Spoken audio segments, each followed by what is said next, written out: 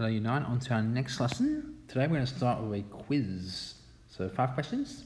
Please pause the video and give yourself, say, 10-15 minutes to try these questions. Okay, I've assumed you've had a go. Let's go through the answers. So question 1, start by taking out a common factor of 2. Which gives us that.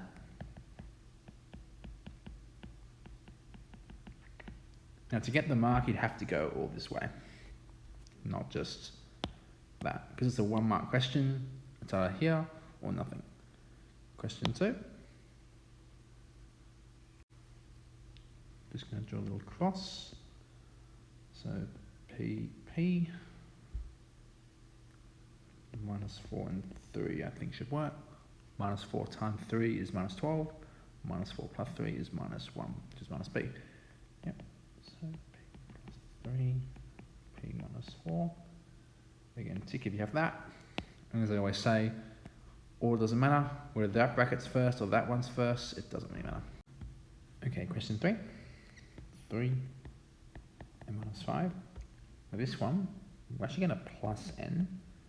It'll give us a minus 5 here, then a plus m. Now, of course, these are actually the same thing, just the order swapped around. So my answer is going to be 3 plus n and minus 5. What you could also do, if I just run out again but change the order slightly,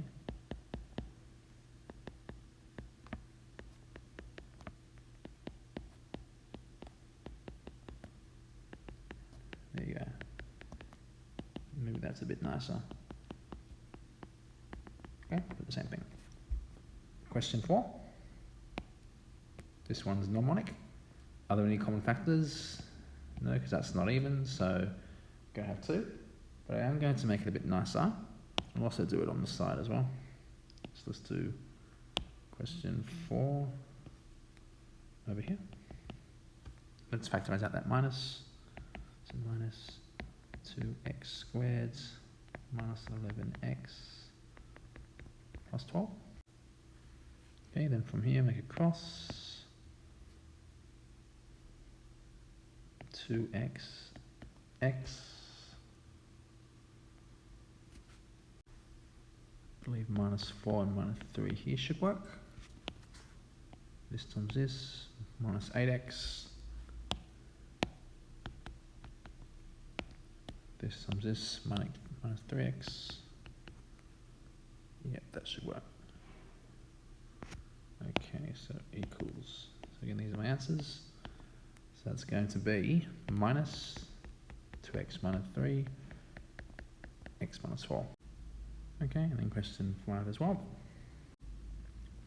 This is a fancy one. This has actually got a power of 4, but we can actually do, we can actually say let a squared equal x. Therefore we're going to have x squared minus 13x plus 36. Okay, so that's going to be xx, and for the minus 36, minus 4 and minus 9 should work. Yep. Okay, so that's going to be, so x squared minus 13x plus 36 is x minus 4, x minus 9. But don't forget our original condition, we said a squared is x. So therefore we actually have, so a squared minus 4, a squared minus 9. But of course these are now divided to 2 squares. So we're going to have a minus 2, a plus 2, a minus 3, a plus 3. And I might just add in one more thing. Let's get rid of this. Let's also say, oops, but x equals a squared. So therefore, we have this equals that. So that's my final answer. Okay, that last one is quite a challenging one. But make a little substitution, factorize it, and then factorize it again. Okay, So in terms of marking these, so question 3, obviously that's 1 mark just there. Question 4, just 1 mark. Question 5, I would probably say 1 mark for this and 1 mark for this. Now also in an exam, question like question 4 would probably be worth more than 1 mark, maybe 2 or even 3 marks. Okay, let's keep going. Okay, today's topic is algebraic fractions. Please pause the video and write this all down. Okay, let's read through this. There are only 3 things you need to know. 1, factorise, which is the last 3 lessons combined. 2, look for factors that are common to top and bottom.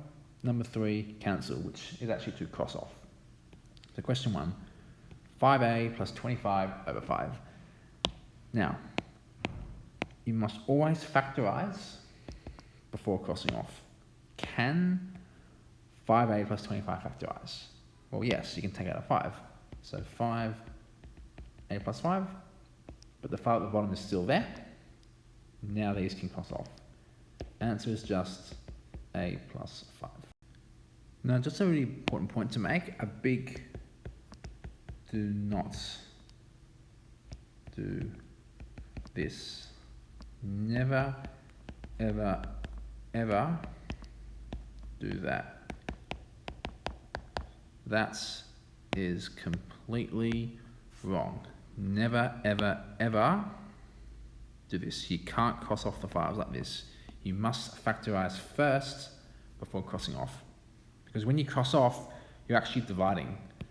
And to be able to divide, you must multiply first, and that's what factorising is, because that's 5 times a plus 5. So never, ever, ever, ever, ever do that. Okay, question 2.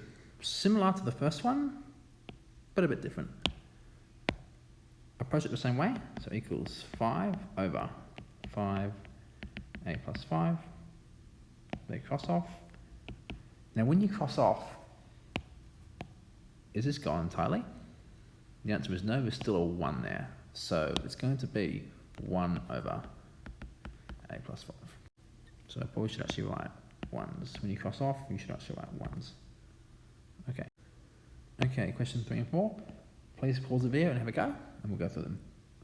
Okay, so question 3, factorise the top first. I believe the highest factor is 18a, so 18a, a minus 2 on 4a. These cross off. 18 on 4, our common factor is 2, so cross off, write 2, cross off, write 9, so equals 9 a minus 2 over 2. Let's just make that a little bit nicer. A minus 2 over 2. Now try question 4. You can see there's a mnemonic up here, so give that a go. Okay, let's go through question 4. Now treat the top like its own question first, and then see what happens at the end. So do a cross. Y. 24, I believe, would be 8 and 3. Yep. So y plus 3, y plus 8 over y plus 3. Let's just make that better. These cross off. So our answer is just y plus 8. Okay, here's 2 more. Again, please pause and have a go. Question 5. That's a pairs, a grouping of pairs. So equals a m minus n plus 1 m minus n over m minus n m plus n. It'll be a plus 1 m minus n over m minus n m plus n. Remember, when factorising grouping in pairs, one bracket is this, the other bracket is that bit. Now we can cross off. These go away. My answer is just, and that's going to be just a plus 1 over m plus n. Now question 6. I would strongly encourage you at this point to pause and give this one a go, because this one's a really tricky one. Okay, I assume you've had a go. Let's go through it, shall we?